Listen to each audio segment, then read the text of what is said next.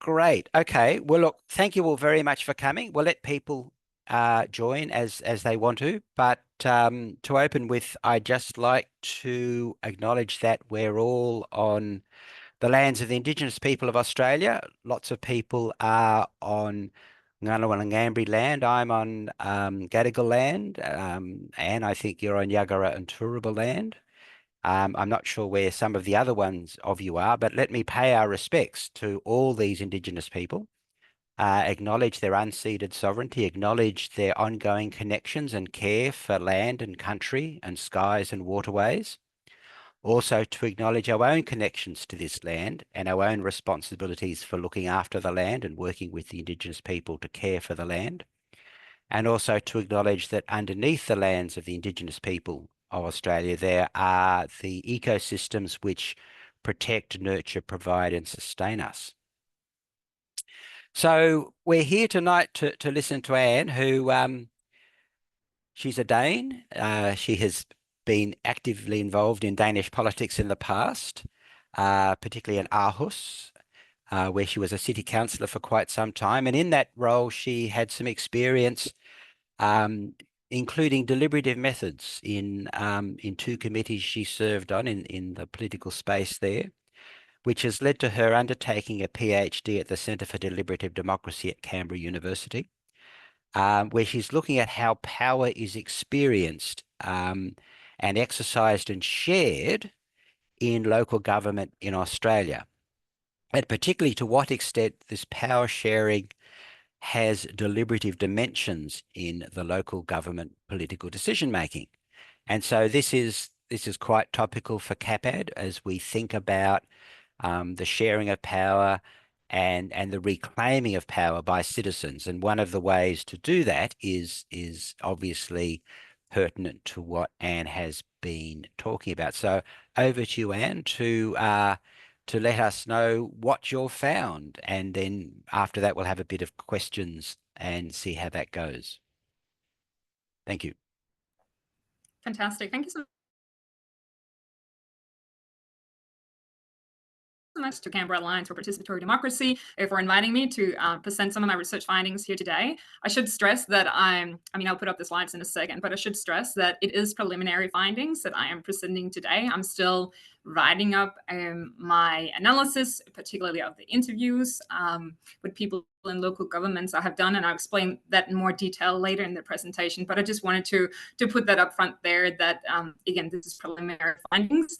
But there is still be lots of takeaways, and there are already lots of different conclusions, I guess, I sort of like come at already. So I'm sure we'll have a really great discussion. I plan to present for around 30 minutes approximately, try to keep it a bit short so we can engage with all the fantastic people that showed up here today. And obviously, I'm very curious and keen to hear from everyone who are here, assuming everyone are passionate about deliberative and participatory democracy, and like I am as well, and hear from people's different experiences. So I'll just share my screen. I have a few different documents I'll be sharing, but I'll just start out with the presentation. Can everyone see that? I'll just put it up in there. Just get a nod from everyone. Everyone can see the presentation? Can someone say yes, just to make sure that... Yes, just to make sure. Yeah, great, fantastic. Alrighty, so the title of today's presentation is The Power Holders of Democratic Innovations. To what extent is local governance an Australian institution of deliberative power sharing? And this is the actual official title of my PhD dissertation. So that's the title for today's presentation as well. And even though you, Peter, already briefly introduced me, again, I am a PhD candidate, I should stress, at Centre for Deliberative Democracy and Global Governance. And my PhD specifically is on political power sharing in deliberation democratic innovations. So I would also like to do an acknowledgement of country, because obviously I have undertaken my PhD and particularly my case studies on various different countries of First Nations peoples. So I would like to acknowledge the Ngunnawal people, who are the traditional custodians on the land on which I have undertaken most of my PhD research, and pay my respect to the elders of the Ngunnawal Nation, both past and present. And I extend this respect to all Aboriginal and Torres Strait Islander people who are in attendance here tonight. And then I would also like to acknowledge the traditional owners of the land of Yarra City Council in Victoria, so the Wurrung people, the traditional owners of the land of Mornington Peninsula Shire Council, also in Victoria, the Wurrung people, and the traditional owners of the land of Byron Shire Council, the Akavela people, the Minjungbal people, and the Vidyarbul people of the Burjang Nation. And I'm deeply grateful for having been able to undertake my research on these First Nations peoples' lands. So an overview of my presentation for the next 30 minutes approximately. So just a very brief introduction or a bit more elaboration about who I am and how I have come to study political power sharing in Australian local governments. Then I'll talk a little bit about what is the overall aim of my PhD, what does it set out to do. Then I'll provide an outline of the PhD project. So I guess let you in on some of the more technical aspects of putting the PhD together. And then we'll go into more of the exciting stuff, I guess, which is what is the argument of my PhD, or the argument that I have made so far. And then I will talk a little bit about how I define deliberative power sharing and what different theories I have used to come up with this definition and concept that I use to analyze my data. I'll not go into it too much in detail because I think today we should focus on my preliminary findings from the interviews I have done. Then I'll talk a little bit about situating the concept of deliberative power sharing more broadly in the academic literature. And then I will explain a bit about my methods for my case study specifically. And then I'll share the preliminary findings from Yarra City Council and Byron Shire Council and Mornington Peninsula Shire Council. And finally, I'll do like a summary of the preliminary findings in all these 3 different case studies. And then I will conclude and we will have a great discussion, I am sure. So yeah, again, as already said, I'm a PhD candidate. I started my PhD back in 2021, and I am finishing up, hopefully, here at the end of this year. My PhD is financially supported by the Australian Research Council's Special Research Initiative 2021 PhD Scholarship. So this scholarship has allowed me to be able to undertake my research and also paid for me going to the different councils where I conducted my interviews in. So I'm very grateful for that. And as Peter already said, I'm a Danish citizen, born and bred, and lived in Denmark most of my life, with the exception of the times I lived in Australia. So I lived in Australia for the first time in 2009 and 10 in Melbourne, and just loved it so much, which made me always want to come back. So I came back in 2019 to do my Master of International Relations at La Trobe University. My master thesis, which I did during the last year of my master, during the first year of COVID as well, sort of became the springboard into my PhD topic. So just very briefly, my master thesis, I was looking at co-creation of public sector innovation, and doing some comparative interviews with local government councillors in Denmark and in Australia. And it was very much that study that both led me to know more about political power sharing in local governments in Denmark and Australia. And then ultimately, why I decided for that to be my topic for my PhD. And again, I'm the former vice mayor and elected councillor of the city of Aarhus in Denmark. I served for 4 years. We have a 4-year period in Denmark in local government from 2014 to 2018. Again, as Peter already mentioned, I've been involved since 2011 in both local and national Danish politics. And as Peter also said, I was a political member of 2 democratic innovations, so the Civic Citizenship Committee from 2014 to 2016, and Committee for Volunteering and Co-creation in 2017. So the Civic Citizenship Committee was quite unique in the sense that it was one of the first democratic innovations in Denmark at the local government level. So Aarhus municipality was one of the first municipalities to actually trial a democratic innovation. But what was really, or even more unique, I guess, about this particular democratic innovation was that it was both councillors and then citizens that served on this committee. And we worked together for 2 years. and deliberation was an essential part to the different decisions and ultimately the recommendations that we landed on in 2016. And then those recommendations were then handed down to the rest of the council that then adopted and implemented them. So that was actually my own lived experience as a councillor with politicians or councillors and citizens coming together in a democratic innovation and deliberating together for an extended period of time to then again form the governance of the decisions that essentially affected our lives. So my PhD obviously very much builds as well from this lived experience. And then besides that, I have both initiated, facilitated, and also participated in several other both formal but also more informal citizen engagement processes in Aarhus City Council. And then here in Australia, I have been a part of Kim Rubenstein, who some of you might be familiar with. So I was a part of her independent Senate campaign in 2022. And I also been a political intern for Helen Haynes, who's independent federal member for INDI in July 2022. And yeah, again, I have my master in international relations here from La Trobe University. And then I also have a bachelor in English and globalization and cultural identity from the University of Southern Denmark, which I graduated in 2015.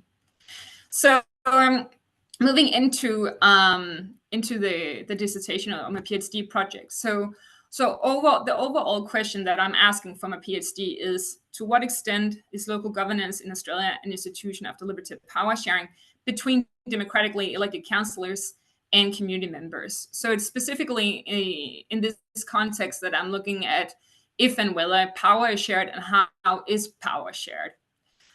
So the PhD seeks to contribute to 3 bodies of academic literatures.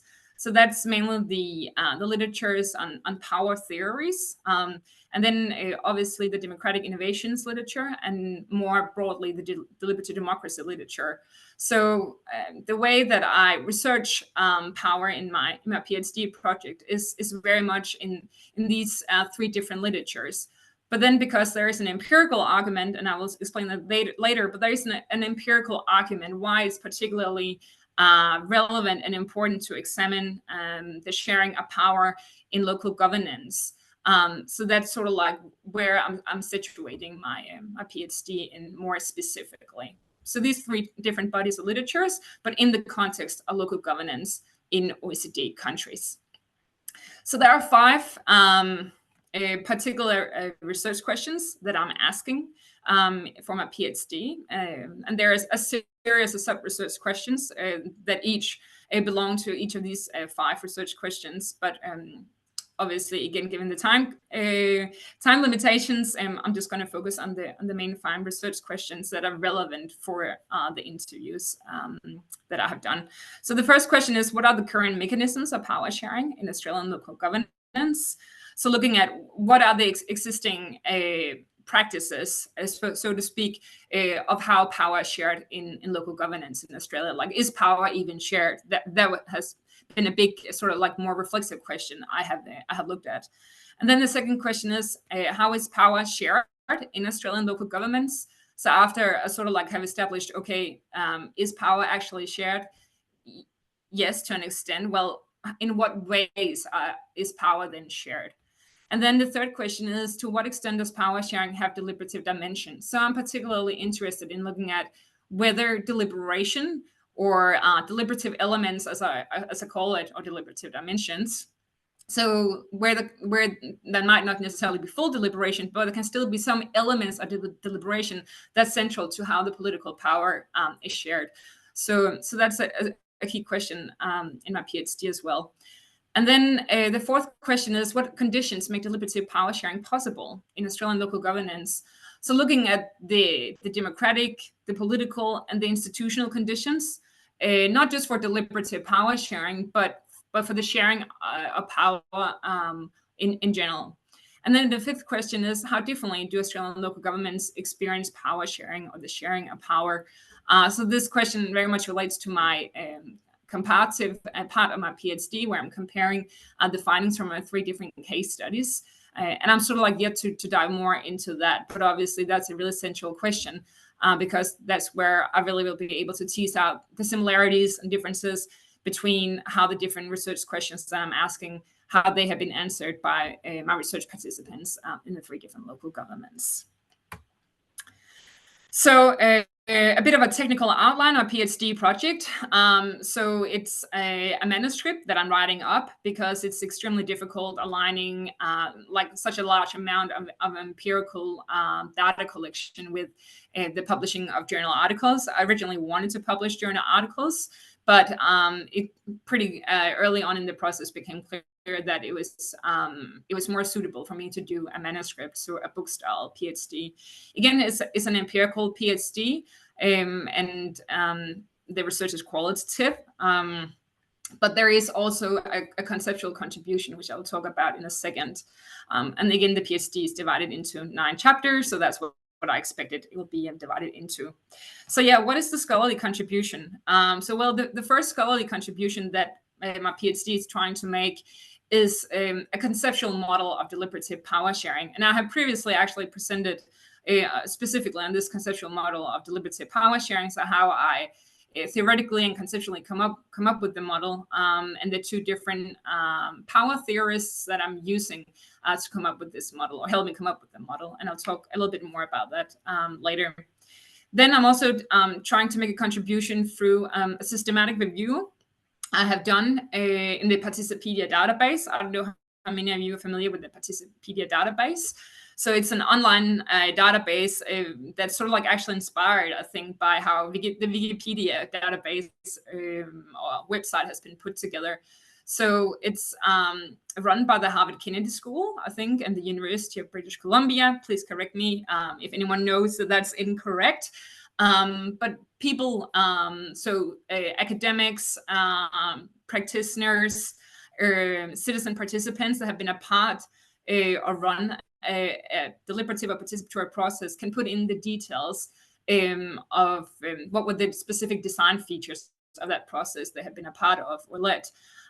So you can go in and sort of like put up different categories and so on, depending on where you want to look at democratic innovations in the world. So I have specifically looked at all the data entries that are in Participedia for local governments in Australia.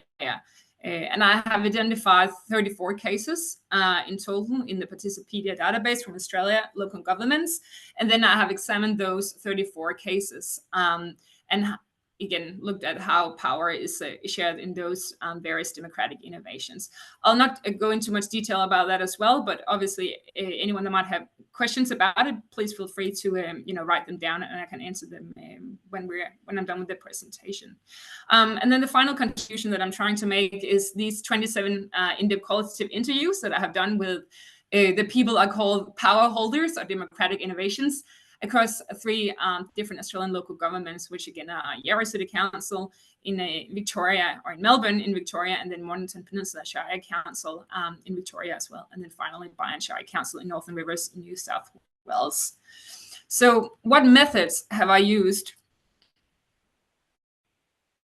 for my PhD, and particularly for these interviews with the findings I'll present here soon? So I use like an interpretivist method or approach to analyzing the data, so it's pretty straightforward. And then I use a deductive approach actually to analyze the data because I have had like a very particular set of research questions. So I was not trying to come up with themes just by looking at the data. I already had very set research questions that I wanted to the data to inform, so I could look for that in the data or in the interviews. And then I've done like a classic thematic analysis of the interviews as well. And the research questions and the chapters, they really build on each other in the PhD. So for example, I've used the Participedia review of the 34 power sharing cases in Australian local government to actually select the 3 local governments, so Yarra, Mornington, and Byron, for my case study interviews. So that review in Participedia actually have helped me justify my selection of these 3 particular local governments and why they are relevant and important to look at when it comes to the sharing of power in democratic innovations. And then finally, what is the status of the dissertation so far? So I have done all my data collection at this stage. And as I said in the very beginning, I'm writing up the case studies at the moment. which is why, again, it's preliminary findings I'm presenting because they're not completely final. And again, I'm expecting to submit my PhD around November, but I was originally supposed to submit around here in June. But again, a PhD is a bit of a journey, so sometimes, yeah, you just got to go with the flow and to get it up to the standard that you want. So anyway, moving into the depths of the PhD. So the main argument at this stage, and it might change a bit later once I'm actually done with the PhD, or when I'm about to submit the PhD. But for now, the argument is that we need a nuanced understanding of how councillors share power with community members in Australian local governments. And this argument is also very much based on the review I already have done of how power is shared in democratic innovations in Australian local governance in the Participedia database. So this argument very much sort of like builds from that review. But at the same time, after I finished my analysis of my interviews, this argument is actually still very much true. And I'll come back to that when I'll present the findings. Yeah. So in the Participedia review, I found that there are sort of overall 4 forms of how councillors share power with community members in Australian local governance. It was really difficult to do more like a specific review of how power was shared between the power holders themselves in local government. So like how power, for example, was shared, or whether it is shared between councillors and public servants and deliberative democracy participants. So that's why that the Participedia review specifically has just looked at whether and how power has been or is shared between councillors and community members. And so the 4 forms, yeah. Yeah, because we're only seeing the first one. Oh, yeah, I am. Yeah, it's that's not coming terrible. Through. No, thank you. Thank you for letting me know. I'm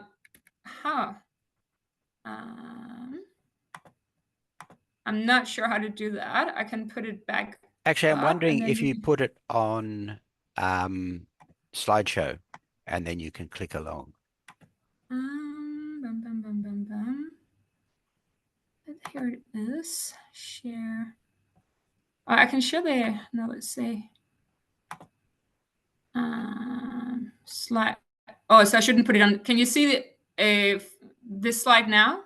It says for PhD's argument. Go to the bottom and click on the little one to the left of the slidey thing at the bottom. Looks like a screen. On the right on the bottom. Here, down here. This one. Press that. Yeah. No. The one that's beside your slider, to the left of the slider. Oh, this one? Yep. Okay. Can you see that now? It says fourth PhD's argument. But what you did first, actually, we could see them. Then we could see your slide. We were on the right slide. So I think if you just, I don't know what was going wrong before, but it does seem to be working now. What if that's very weird. That's fine. I can see that. You can. It says fourth PhD's argument. Can everyone see that? Yeah. Okay. I can also just we can see that, but yeah, that might work. But at the bottom of the screen, yeah, you've got notes and then 4 little icons, and then the slider, the one next to that one. Yeah. So if you click that, it should turn it into slideshow. So this one says 5, deliberative power sharing defined. Yeah. Can people see that? It's not going to slideshow. So maybe if you just, do that, use the scroll bar at the left to scroll down through your slides, that might work. Yeah. Can people see this now? It doesn't look as good, but if people can see it, that's the most important. Thank you for letting me know, Nivek. I'm really sorry about that. Okay, right. So just speak up if something technically is wrong. So yeah, so the PhD argument is, again, as I said, we need a nuanced understanding of how councillors share power with community members in Australian local governance. And based on this Participedia review that I have done initially that had helped me justify my selection of Yarra, Mornington, and Barn, I found that there are four broad forms of how power is shared in Australian local governance at the moment. So the first one is deliberative power sharing, and then the second is sharing of power with deliberation, and then the third is power sharing with deliberative elements, and the fourth is limited deliberation with no sharing of power. And these four broad forms of how power is shared is actually they're very much reflected also in the findings from my interviews. So even though this is something that has largely been based on my Participedia review of how power is shared, it is actually still very true in terms of the overall findings of my interviews. So why is deliberative power sharing an important inquiry? Why should we care about it? And what is it? And I'll get to that in a second. So first of all, some of you might be familiar with this. There has been like quite a rapid decrease in trust in politics and government in Australia in the last decade. Obviously, this is not just a decline we have experienced in Australia. I think that's like a decline we have witnessed more broadly. But if you start looking at the data specifically for Australian local governments, and here I'm referring to the OECD data from 2023. There are actually only 43% of citizens that indicate that they have a medium to high trust in Australian local governments. So that means, again, that there's over 50% that don't have that medium to high trust. So obviously, that's a problem. And one of the reasons to address that is, which is a part of my argument, is that deliberative power sharing can potentially increase both legitimacy in the political decisions that are made in local government for councillors, but it can also contribute to higher trust for community members in councillors and local government institutions, because citizens are a part of the decision-making process. So how do I define deliberative power sharing, and what is deliberative power sharing? So I define deliberative power sharing as the mutual justifications of reasons in which the collective decision-making power to decide common good outcomes is shared horizontally and equally. And this is a definition that very much been a work in progress, but it has been based on the power theories and also the two power concepts of Rainer Forst, who's a German democratic political philosopher.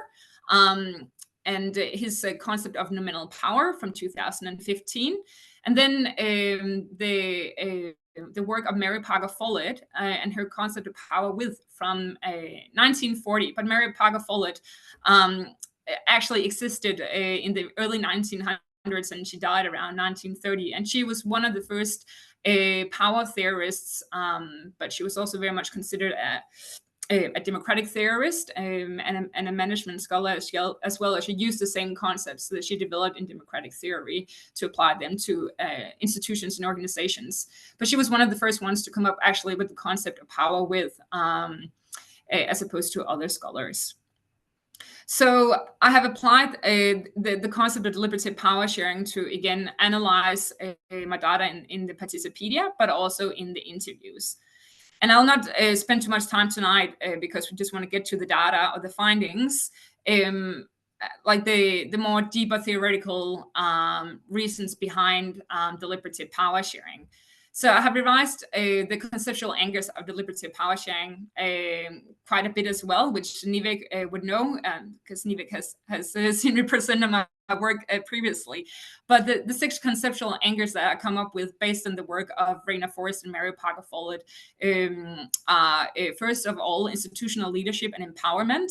So that means that when we think about Rainer Forst and Mary Parker Follett's work, that leaders in local governments, for example, or in democratic institutions, they shouldn't have power over citizens or even the employees, actually, in the institutions. It means that they should have power with citizens and also their staff, and that they should empower citizens and staff to be leaders in their own capacity, for example, as citizens or public servants. The second conceptual anchor I'm using here to analyze the interviews is that everyone that are affected by a decision should obviously participate in the decision making of that decision. So that means that people, they need to have equal access and opportunity to participate. So that's the same for citizens, that all citizens, if there is a democratic decision that they've been affected of in local government, they need to all have access and opportunity to participate in the making of that decision. And then the third conceptual anchor is integration of diverse knowledge and experience. So that means that instead of viewing people's different knowledge and experience as something negative, as something that potentially could cause conflict, we should actually use that as an opportunity to have to optimize the decision-making process of the knowledge that we base that decision-making on. And then the fourth conceptual anchor is sharing and mutual justification of reasons. So that means that there is actually like a sharing of reasons among people deliberating. And then the fifth conceptual anchor is horizontal responsibility and authority. So that means that everyone there participate in the decision-making process or the power sharing process actually carry some form of responsibility, but that responsibility obviously has to be reflected in the function they have as a part of their community. So obviously, as citizens, they cannot have the same responsibility as councillors because councillors have been democratically elected, but citizens are still responsible or carry some responsibility for the decisions that are made for the broader public because they're supposed to represent them. And with that responsibility comes their authority as well. And then the sixth conceptual anchor is binding decision making. So I'm particularly interested in looking at that decisions that are made in democratic innovations or other forms of citizen engagement actually have binding decision making, so that they are not just consultative or informing policy making, or there's a report handed down and then councillors have a look at it and then decide whether they want to adopt some or only or not at all any of the recommendations. I'm really interested in looking at how can we actually have binding decision-making power. So I'm using these 6 conceptual anchors to come up with deliberative power sharing and then to analyze my data. And I'm a bit time aware, so I'll quickly move on. So just quickly to situate deliberative power sharing more broadly in the academic literature. Here we go. So there are very different ways politicians are sort of like viewing the conferring of power to democratic innovations. So obviously they consider it a threat of the legitimacy of representative politics. And I think this is one of the big questions. Because how can we have binding decision-making power in deliberative and participatory processes as long as we have representative democracy, representative politics, sort of like the dominating form of how we do politics. So in that case, power sharing is very much considered a zero-sum game, giving up some power, even though it might only be some. For some politicians, that actually equals losing all power together. So even though it's just like sharing a bit of power in a particular policy or in a particular decision, several politicians view that as giving up all of that power. And that's something that is very much reflected in the findings I will present as well.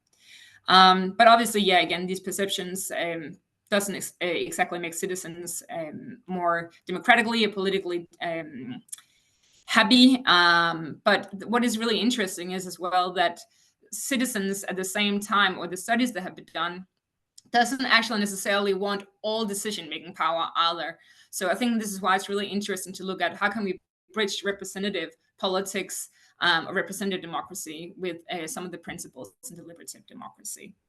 And there are a large volume of empirical studies that have been done, particularly in Europe, but that's where a lot of the studies I have looked at that have relevance for my PhD. So if we look at the local government level, there are several examples of that there actually can be deliberation between councillors and community members, and that it can in fact lead to positive outcomes in terms of policy development. And again, what is central here is that councillors that don't receive an input from a citizen jury, for example, where the community has come together, but that the council themselves are actually a part of the deliberations with the citizens. But obviously, there's also risk and limitations having power holders a part of the deliberations. And there are many different opinions on that, I know, in the deliberative democracy community. So I'm sure we'll have a discussion about that. So just real quickly, if we look specifically at power sharing in democratic innovations here in Australia at the local government level, what is really interesting is that Australia, together with Germany, from 1989 to I actually can't remember, 1989 to 2019, I think it is. They're the two OECD countries that have had the most deliberative processes of all other OECD countries. So I think that's really interesting, especially when we're looking at how is power actually shared in these processes. And obviously, it doesn't necessarily mean that all democratic innovations have to have binding decision-making power. Or again, that's where there are different opinions. But I think it's really interesting to think about, like, well, we have had so many processes. So why is power still not shared to this extent that it's possible? Yeah. So this really means, or it's sort of like creates like an opportunity for deliberative power sharing, I guess, to come in as a new and a more democratic, legitimate approach to trust building and shared decision-making power between councillors and community members in democratic innovations in Australian local governance. So just briefly looking at the methods that I have used for my case studies. So again, as I said earlier, I used the Participedia review I did first to identify Yarra, Mornington, and Barn. But the local government, and the reason why I should say I identified them out of the 34 total cases in Participedia is that both each of these three different local governments have quite novel approaches to the democratic innovations, but specifically how power is shared in those democratic innovations. So that's why I selected them, for the novelty of how power is sort of like utilized almost in their democratic innovations. But then there are also a series of other factors that I looked at in terms of selecting them. So one of them were there like both they're similar, but also different democratic, political, and demographic characteristics, but also they're similar yet different geographical locations. And I could speak more to that, but again, I'm just time aware. So if people have questions for that, we can take that in the Q&A. So I use targeted recruitment for the interview participants. And the reason for that is that I was obviously mainly interested in interviewing some very particular group of people in these free local governments. So that means there's only a finite number of the participants I want to interview for my research. So that's why I use targeted recruitment. And it's a total of 27 interviews I have done. Most of them were in-person interviews, but I also did a few online. And the interviews lasted between 1 hour to 30 minutes. And I then transcribed all that data and analyzed it. So if we break down the numbers, it's a total of 8 from Yarra and 8 from Barn and 11 from Mornington that I have interviewed. And the groups I specifically interviewed are first elected councillors, and then the local government CEOs, council staff, but council staff that either has worked with governance or community engagement. And then I was also really interested in interviewing the deliberative democracy practitioners that had facilitated or organized those 3 democratic innovations I identified on Participedia that I used to justify my selection of them. Yeah. So preliminary findings of Yarra City Council. So I have to probably stop sharing and I have to open another document. Let me just see. Here we go. I don't know. Can people see this file? No, I think you'll have to stop sharing, reshare, and then select the PDF when you reshare. Okay, good. I'll just do that. Share screen. I'm also just conscious we're coming up to about 35 minutes. Yeah, I'll just be ooh, how do we do that? Maybe I'll share my entire screen and see if that works. Here we go. Can people see that? It's a bit small, but I don't know if people can see that. I mean, we can see a nice color-coded document. Yeah, great, fantastic. So again, just very briefly, because I want to get to like the summary of the main findings for the last 5 minutes of the presentation. So the color coding is basically the different research questions, and then the themes underneath that relate to those sub-research questions. So this is the color coding for Yarra and the main themes, and there are 3 different codes. So main themes, major themes, and then minor themes that I have identified. So I'll just focus on the main themes for now, and then we can go into more detail about it later. So the first main theme, which is around the questions of what is the role of power holders? How do they perceive their role? How is power experienced by power holders? So understanding power holders' role and how they perceive their role is really important in terms of understanding how they actually also view power and how they exercise power. So the first main theme here is from Yarra, that power holders, they actually have a very nuanced perceptions of their power. So that means that there are various different ways of both understanding their role, but also understanding how they actually perceive power and the power they exercise. So if we're looking at the other main theme, which is more around to what extent does power sharing have deliberative dimensions? So what type of governance processes are used to share power? The main theme here for Yarra was that power holders, they have a challenge of sharing power in local government, in governance. So that means that it doesn't necessarily do not want to share power, but there are other different ways that sort of become an obstacle for them in sharing power. And this was something I didn't really think about when I first started doing the interviews. I just sort of assumed that there would be more like a black and white approach to whether councillors share power or not.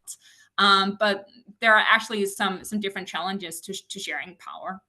And then for the blue color code here for Yarra, which is around the questions on what conditions that make deliberative power sharing possible in Australian local governance. So power holders, there's a very strong power conflict here between local and state government. And I guess that is not a completely new finding, but I was actually surprised to learn how much impact local governments, particularly I think in Victoria, of state government legislation. Yeah. And then I'll just very quickly do the same here for Byron. So on councillors, or power holders, I should say, on their perception of their role and how they experience and exercise power. So quite different to Yarra City Council. In Byron, they actually had very similar perceptions of their power.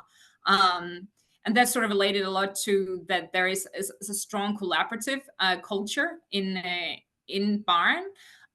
So I think there's much more streamlining of their way of governing compared to Yarra, where there's more of a sort of a dysfunctional work environment. So I thought that was really interesting in terms of how power holders perceive their power, but then also how they exercise power.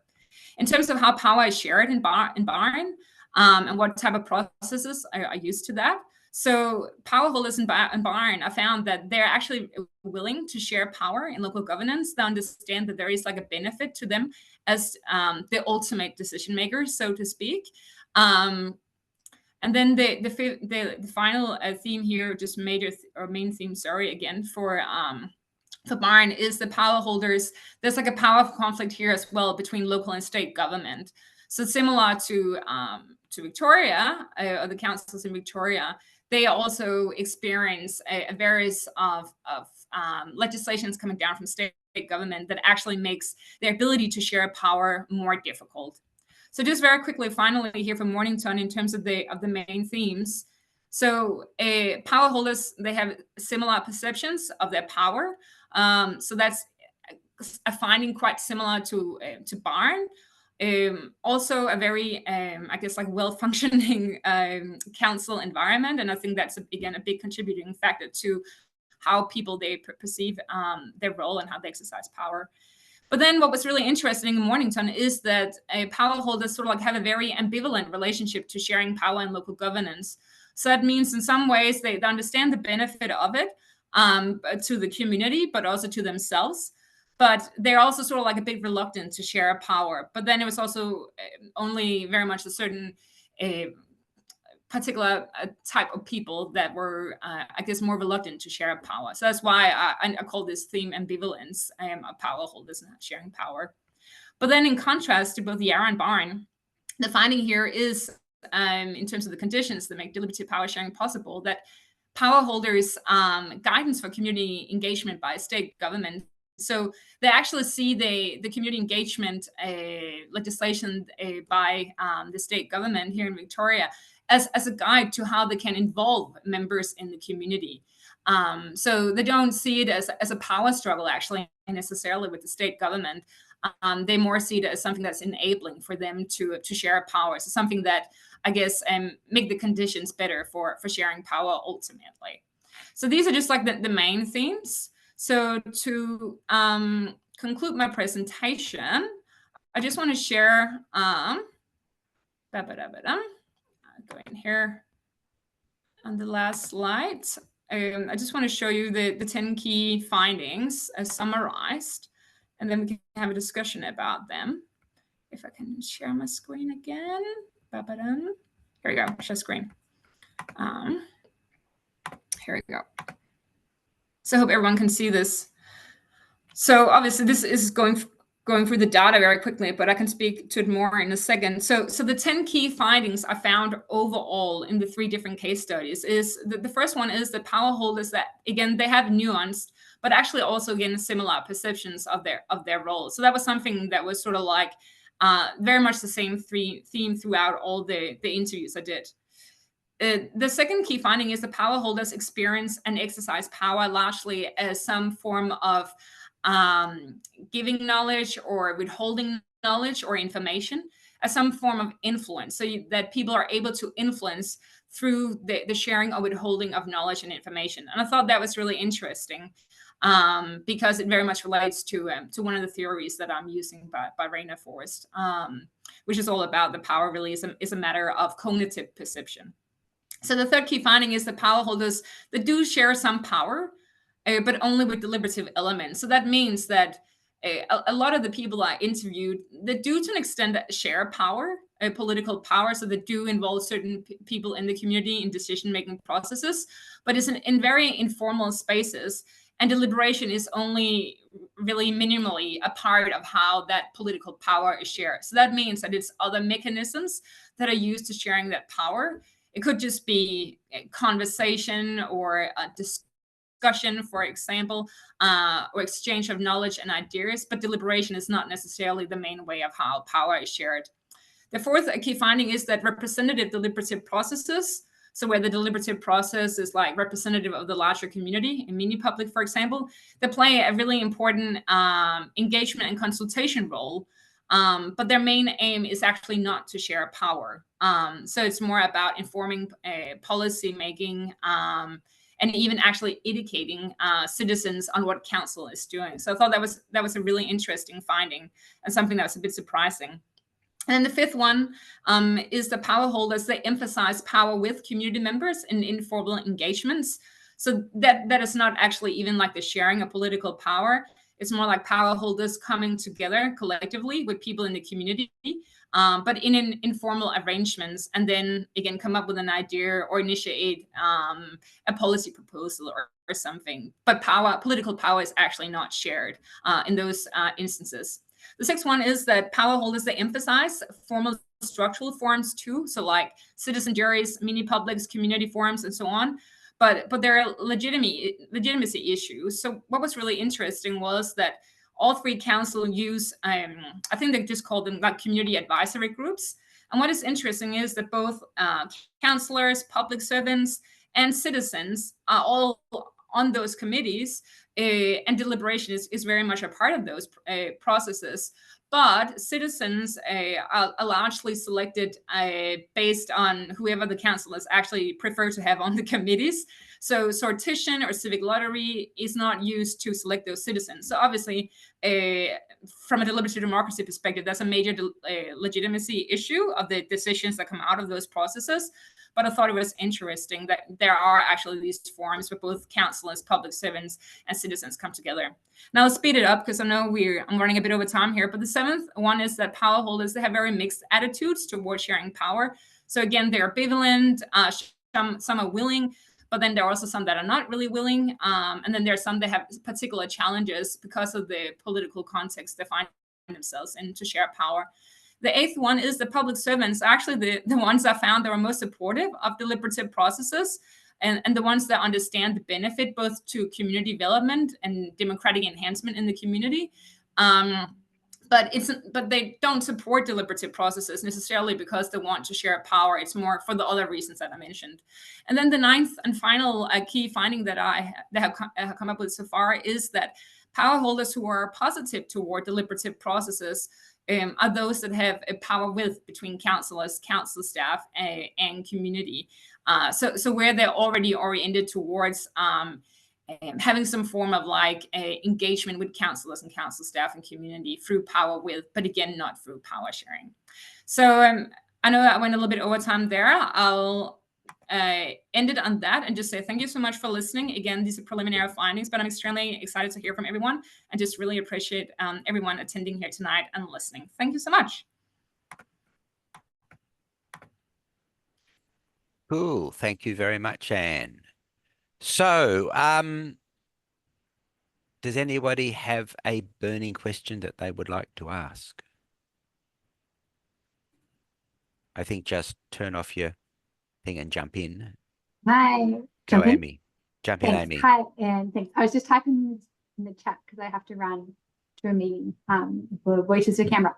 But I was just curious about your thoughts on the case study local government areas that you selected and potential differences, maybe if any, between those three, which are all in like the top either one or two quintiles for socioeconomic advantage, and regions that we would say are more disadvantaged.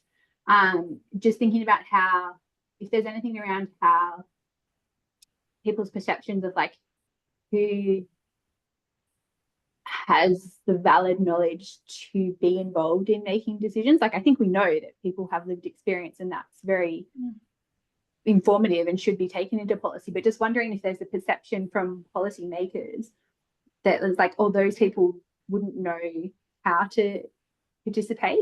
Yeah, I thought it was an interesting thing. I don't know if you thought about the selection of the three, that they're all very highly advantaged, generally socioeconomic areas. Should we take a few questions or should I just answer, Peter? I think answer, and also maybe if people want to ask questions, if you can do the hands up token and then I'll pick you off in order. Yeah, thank you so much for your question, Amy, and thank you so much for listening to my presentation. I really appreciate that.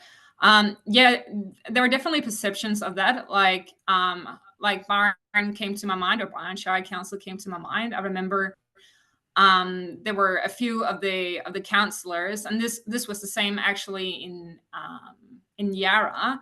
But there were a few councillors that were very skeptical of sortition and civic lottery because they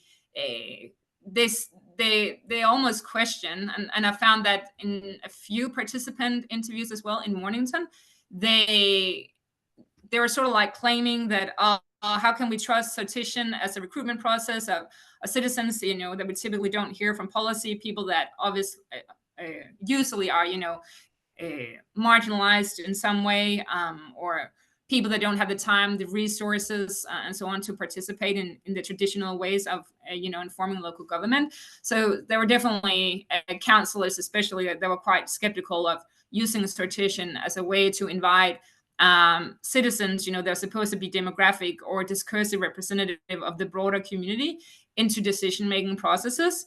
But I guess that's sort of like the reverse of what you are asking. But I just thought about like how there were quite a few councillors that were very skeptical of sortition because it just, again, questioned the legitimacy of how people are selected because they're not a part of the selection process. But then public servants were very supportive of sortition because in their experience, it actually helps make the decisions more legitimate. So they don't get questions as easily from people in the community, people that, for example, normally would be a part of like a community advisory group or something where citation is not used, but they would actually get fewer critical questions and skepticism even from those people, because there is a strong argument around using citation as a way to recruit people that are representative of the community in some way. So I guess in some ways that would make the life of public servants, of community engagement officers that are organizing these processes easier. Yeah, so that was a big finding. I don't know if that really answered your question completely, but it's a great question. Yeah. Yeah, I think just to carry it forward, it came up in how you have to justify your selection of the studies. I think you did answer it, because you would just say, well, you saw that even in very high socioeconomic areas, you saw that hesitancy. So it's fairly safe to assume that it would also exist across the spectrum of socioeconomic advantage. Cool, thanks. I have to run, but that was great. Thank you so much, Amy. Thank you, Amy. Jeff. Thank you very much, Anne, for your presentation. I have a whole pile of notes about things that you've raised, which is terrific because of the conversation. But I wanted to ask you two questions, and I hope they're not too rude. The first is, what did you really want to do with your report? I mean, basically, the subject matter has not been, it's been looked at for many years, not perhaps in the way that you've done it. And the second thought was actually the paradigm that you're dealing with, because actually it seems to me you're dealing with the people who are already involved in the system, and therefore systematically you're prejudicing the answers. Now, that's not a criticism. That's actually seeing that, in fact, in our society today, never has there been a greater need for actually people to be engaged in our process, but also the world is far more complex. So how do ordinary people involve themselves and become aware and understanding and have skills and time and resources, etc., to do that? So the two questions are, what do you want to do with the report, and how might it influence things? And secondly, this issue of a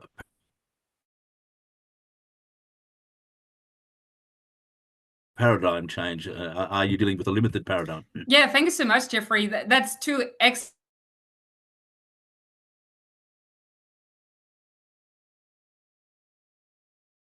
question, like really good questions. First, because obviously that's something I have thought a lot about myself as well, especially in the beginning of my PhD, and talked a lot about with my supervisors as well, because originally I really wanted to interview the citizens that had been a part of these particular democratic innovations in Yarra, Mornington, and Barn, to get their perspective as well. Because obviously, if you're just interviewing the power holders, as I'm doing, you're always, obviously only getting, the perspective of power from the power holder side. So they're already in a position of, being a form of a political elite, I guess you can say, or bureaucratic elite as well. But it was actually so originally I was trying to recruit citizens from those three different democratic innovations. So it's Yarra Community Division from 2020 committee, particular democratic innovations. I used to select these three local governments, but because I couldn't ask the power holders, for example, like the public servants, I couldn't ask them to directly introduce me to the citizens, because from an ethical perspective, that could be some sort of bias. How can I, as a researcher, trust that they're gonna, introduce me to all those people that actually were a part of a citizen jury, or the Barn model, for example? So I tried to recruit citizens through the community notice boards from the three different local governments, but it was just too difficult. Like, I think I only got in contact with like one or two citizens that had been a part of either of those three democratic innovations. And I had to move on with my project, unfortunately. So it was something I very much wanted to do in terms of actually, getting the perspective from citizens, because obviously that would provide a whole, like a 360-degree review of the power, right? Instead of just getting it from the power holders. Yeah. And then your first question, that's a really good question as well. So like, power sharing specifically in democratic innovations have actually not been empirically examined that much, but that's not really, I think, what makes it important, because the important part is more, how can we, again, I'm not just interested in power sharing, like in local governments, like personally, I'm interested in how can we get politicians to share power, like even nationally, but obviously that's a bit more, or even more ambitious, I guess you can say. So yeah, it's a good question. But I think it's around like, how do we understand a democratic legitimacy, right? So from my perspective, and I've been reflecting a lot on this, that, you know, again, any person who's affected by a decision, you know, from any type of government, they should be a part of the decision making of it. And I think, and I very much saw that in the interview findings as well, that because we have representative democracy, a representative and electoral democracy, power holders or politicians especially, but also public servants, they have very limited views of viewing what a democratic legitimacy actually is. You know, the thing is about voting. I saw that very much in my interviews as well, especially in Bayern, actually. Yeah, so I think it's all about how can we change power holders' perception of what democratic legitimacy is. And I also think it's about enhancing people in a decision making, you know, positions, understanding that, you know, sharing power is not, it shouldn't be something that's considered dangerous or considered like, you know, like a downfall almost, or like, you know, that is like this battle. And that's what I'm trying to get away from. But obviously it's quite ambitious and it's easier said than done. I know that as a former councillor myself. There were not a lot of my other colleagues that were interested in sharing power. And from my personal perspective, it was very much a gendered, who wanted to share power, who didn't want to share power. Yeah, so you know, you could easily apply a gender lens, or I don't know, go into much more detail about like what characteristics around power holders and who is it that then want to share power and doesn't want to share power, and what are the reasons, and go into more detail about it. But excellent questions. Thank you so much. Yeah, made me think even more about my project. Excellent. Great. Mark. Yeah, thanks, Anne, for sharing your story. I especially appreciated the discipline that you put into your methods and the assumptions that you were sharing behind that. As you were telling the story, what came up for me was not just exploring the experience of sharing power from both, you know, councillors and public servants, and also members of the community, but I wondered if that was a limited resource, power sharing, we had to use it well. What would the community say? These are the sorts of issues that if we really wanted to share power on, these would be the ones that would be our highest priority. And if the councillors and the public servants also said, you know, these are the issues that we would most value sharing our power with the community to get a better distinction on issues that we find really tough to resolve, so that we understood that. Because I think at another cynical level over my life, I've seen state governments remove power from local communities pretty consistently over a long period of time. And, you know, so those state governments actually control a lot of the way the land is developed and the guidelines on how that land happens. And local communities end up having very little agency over that sort of stuff. But if it's what colour is the dog licence, oh yeah, fill your boots with that.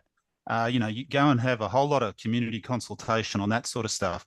So in some ways, we have to be more wise in how we use the limited resource of sharing power and make more strong distinctions around that. And I don't know whether you can build that into your research, but I think that would be really valuable if you could. Yeah, thank you so much, Mark. Again, another excellent question/comment. I think this was something, or a feedback I got a little bit as well in my work in progress seminar, because I guess it relates very much to agenda setting, power in decision-making processes. And, you know, you're absolutely right in terms of like that, again, you know, councillors can, you know, the councillor can say they want to share power with people in the community, but on an issue or on a proposal that doesn't have much much impact or is not really considered of political significance. And again, not will have a lot of I guess like relevance for decision making in general. So I think that's really important. And yeah, it's something I definitely, because obviously again is a feedback now I have gotten a few times, so it's definitely something I have to think more about. I think that the challenge is that like as long as or I guess actually an interesting finding was that it just made me think about this, that I did find in Yarra City Council that when there is sort of like a common enemy from state government in terms of removing development powers and other legislative powers, the community, regardless of their political affiliations or who they normally support, and the same with the councillors, because there's quite a bit of a eruption, I guess, in Yarra City Council, because there's quite a bit of tension between the Greens party that have majority in Yarra City Council and then the people that are like independently elected that sort of like form an opposition. But I actually did find that when the state government comes in and tries to take away powers, I think right now there's actually a proposal out, or maybe they've already done it in Victoria, where the state government is closing down wards, at least in some inner city suburbs, so where there are fewer councillors now that can stand. So obviously, again, that can potentially mean that there's even less democratic representation if we're, just counting on people, standing for election. But that the citizens actually in those cases and the councillors came together to almost form like an alliance against state government. So I think that if we can identify even more ways in which that councillors and community people can come together despite their existing issues and political affiliation, and pressure state government when they come in with these proposals that are really detrimental to the local democracy, I think that could be a really a move in the right direction, at least. But if you have any suggestions, obviously love to hear them. But yeah, really great question. Thank you so much. Great. So I've got a bit of a reflection and a sort of a bounce off question for that. It seems from the way that you're talking about these three different councils that it's to do with the culture of the council around how accepting the council is in terms of citizens being involved in some sort of deliberative / participatory process. So that's sort of an observation that you might comment on. The second issue then is, I think you're very much talking about how councillors and the council staff, the public servants, are prepared to share their power. But I think it's also, did anything emerge from you talking with people about how people might, or how councillors might perceive people? Because you didn't get to talk to people, so it's a bit hard, but do you have any thoughts about how people can take the power? Because we know people in power are often loath to give it up. It's more about people who want the power taking it. Yeah, that's a great question. Thank you so much, Peter. I did have one question around to all interviewees around how, so that was in relation to how they view their role as councillor, but then also how do they view the role of people in the community? Because to understand how councillors or public servants as well, how they perceive their role, it's really important to understand what do they actually consider the role of people in the community, people that are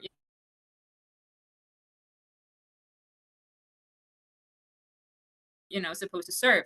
And there were various different perceptions on that. Anyway, there were quite a few that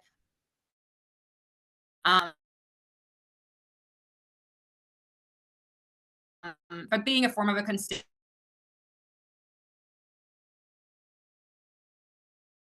so that councillor is who is representing you, instead of looking at the council as having to represent the entire community and not just the specific people that voted them in, right? So I think that was one way of looking at the role of the community, that it's like a representative. But then there were a lot of them that also emphasized, again, councillors, that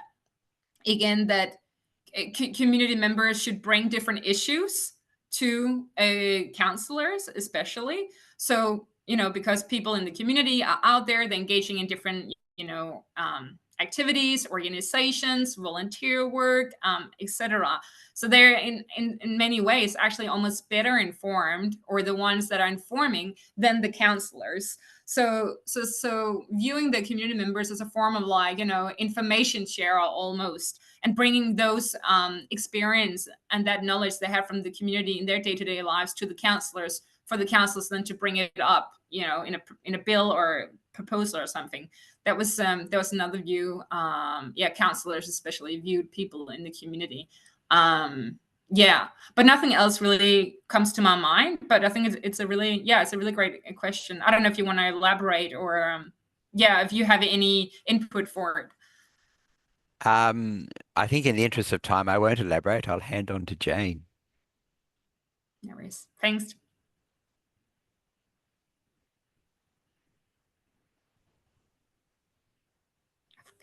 Okay. I guess just a couple of reflections which kind of build on what Peter and Mark said.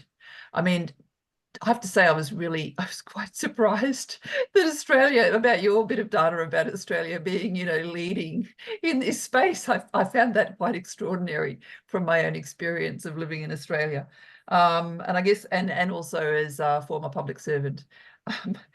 So my reflection really is, this is a structural and mindset issue. There's almost nothing, and this is kind of echoing what Peter and Mark have said, I think, there's almost nothing other than perhaps a personal motivation to incentivize a councillor or any other government person or a public servant, frankly, to share power. So this is why CAPaD exists, I guess, and I'm in a little active democracy group that's a working group of CAPaD, and you know, so it's very much about changing. So I don't think we can change the mindsets of the power holders, but certainly potentially there's scope to encourage people to think more broadly about what citizenship really is, and in fact that it's not just voting every 3 years. You know, we do have power actually in holding people accountable, but we just have forgotten about that. And then picking up on, I think it was what Mark was talking about. So these are just reflections, not really questions. One thing, I guess it becomes potentially a bit more apparent that it might be good to involve citizens when you're dealing with really, really tricky social problems. And there's an extremely good example about this around justice reinvestment in Burke in New South Wales, where when for decades and decades and decades people have thrown money at social problems in really, you know, uncoordinated ways, just flinging it out here and there, thinking it's going to solve a problem, and when it goes nowhere and the bucket is a bit empty, at that point, people sometimes, with some push from local community, where they say, well, actually, we've got some solutions here. That's often this, you know, the place where you will get a bit of power sharing when they've given up. Yeah, that's my reflection. Yeah, thank you so much, Jane. That's really interesting, and yeah, fantastic that you work in the public service and so on. Yeah, I think on that like the main finding, and I didn't get to speak too much about it, but maybe I can present like my final findings later, and it'll be a bit more succinct. But that it actually has a lot to do with the culture. It has a lot to do with the culture. And in Byron Shire Council, I found that they have a type of political leadership that's very inclusive. So it starts from the very top of the organization, like not just the mayor, but also the CEO, and that there is strong working relationships between those that are working as council staff and the councillors. So it starts there, and that's why I'm talking about power with, and this actually especially relates to the work of Mary Parker Follett, because it's all about, again, how people can come together collectively instead of viewing each other as in opposition to each other. But so I did find that in Byron, because they have a really strong council culture, that they are just more willingly, again, to share power. But then, as you're pointing out as well, there is also, a point about that to an extent it is like a personal choice whether people want to share power or not. Again, I think it would be really interesting doing this kind of project or a similar project, but from a gendered lens. I haven't looked at gender at all in my PhD, but it was in Byron, actually, it was extremely difficult. I didn't interview any women at all in Byron. And what I could see in Yarra, for example, that there are even a few participants that referred to that maybe those that are more willing to share power, that there's a gendered aspect to that, and that women perhaps are to an extent more likely to wanting to share power, and also young people. But so there's all those I guess like demographic characteristics you could apply to the interviews to really try to understand, like, who is it that is sharing power, who doesn't want to share a power, how is it that we can bring about the sharing of power. And then the final thing I just will say to you as well, or let you know about, Jane, is that I also found in Byron that they were referring a lot to the financial limitations that really limits them in being able to afford, according to them anyway, deliberative processes. They're also pointing to that deliberative processes are very time consuming, and it involves like a lot of people resources in the institution organization. So and from their perspective, they didn't view themselves as being like in a financial beneficial position. I haven't looked at their economic situation relative to other local governments or the local governments I'm comparing, so I can't speak to that. But I think that's definitely also something that is a really important underlying conditions for whether power is shared more broadly in the institution, but also at that citizen level in deliberative and participatory processes. So yeah, excellent reflections. I really appreciate it. Thank you so much. Great. All right. So I'm conscious it's coming up to 8:30, and I think we should probably wind up fairly soon because it's a weeknight. The interesting thing, I think, just is that local government as a beast in Australia is different, I think, to local government in lots of other places in the world. And it's a creature of state governments, legislatively, whereas in most other parts of the world, North America and Europe particularly, it's organic. It grew out of the local community, and that goes back a long way. So I'm not sure if that makes local government in Australia different in any way in terms of power sharing. And I mean, did you notice that as an issue? It's definitely something I've been thinking a lot about, especially also given my experience in Denmark. Local government in Denmark is the second level of government, so we almost have the same political powers as state governments in Australia, because local governments in Denmark are responsible for all public service delivery. But I did also experience, like, personally, that that despite like having that sort of like strong, because we had a fairly healthy work culture, collaborative and inclusive work culture in the council I was in, but there's still that reluctance sometimes to share power. And I think from that experience, I found that there were actually a lot of power holders, councillors again especially, that think citizens have a lot of power. I don't know if that's the same here in Australia. I didn't see that so much in my interview responses, but from my own experience in Denmark, yeah, there are quite a few councillors that think the citizens, in fact, maybe even have too much power. Obviously not decision-making power, but a power in the sense of being able to influence still political outcomes.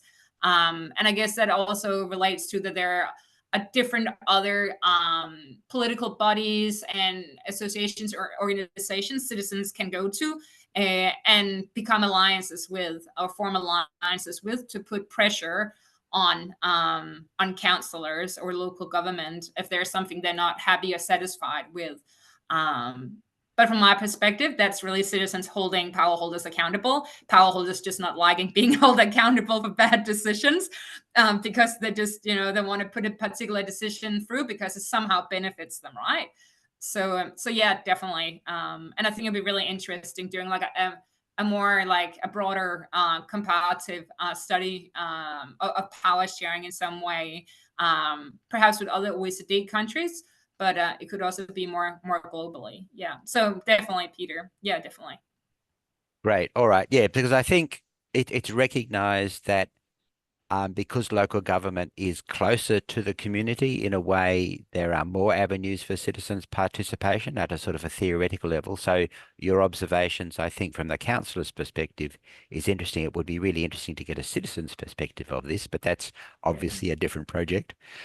Peter, if I could just interrupt for a second, following Yes. on your Yes, question, Jeff. reflecting my age, it would be really worthwhile looking at the work of Tom Uren under the Whitlam government in terms of relationships between governments, because that isn't necessarily answers your question, but it actually does say that there's an alternative model. Anyway, I'll leave that with you, that thought with you. Thank you, Jeff. Yeah. So, reluctantly, I think we should wrap up. Thank you very much, Anne. It's given me a lot to think about. I'm sure it's given lots of to think about for other people as well. And it might be interesting to see when you're finished, to sort of see what your final reflections on this are, and so we can talk about that next year or whenever we get round to being able to have another one of these. But thank you very much for coming. Thank you for your presentation. Thank everybody else for coming. It's been really good. And we wish you all a good night and a goodbye. And we'll catch you again sometime. Thank you.